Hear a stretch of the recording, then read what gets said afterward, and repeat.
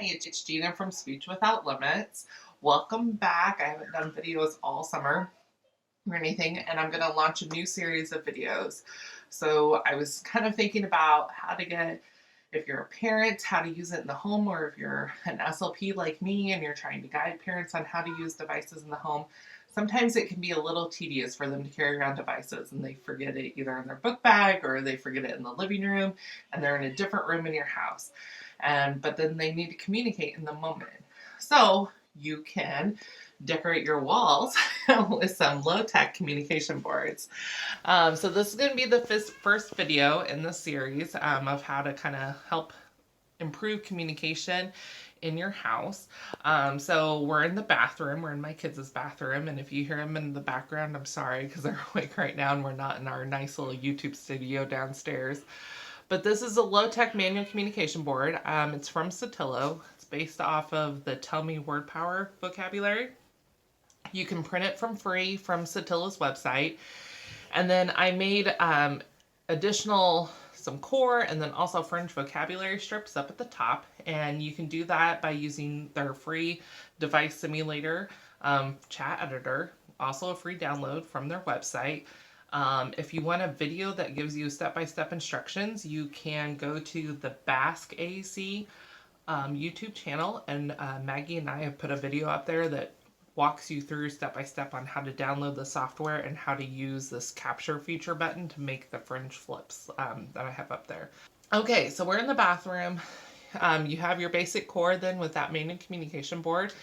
I printed off some other additional verbs that you can use in the bathroom, or at least we use with our kids.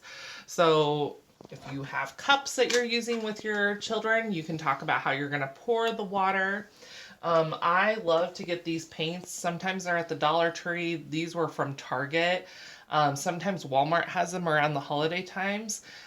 Super cheap, $1 each, and they are awesome for the bath time. So we talk about how painting, and then the kids can request their colors. So if they want blue or if they want pink paint, and we can talk about how we are going to put it on, or not put it on the walls.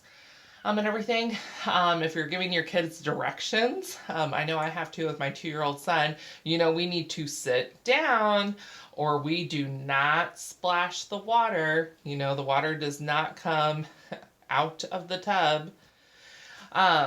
You can also use it for commenting. So talking about how if the water's hot or if the water's cold, that they're dirty and we need to get clean by washing up. And talk about how it's time to dry off. I also printed off words up here at the top that kind of just go with the bathroom scene.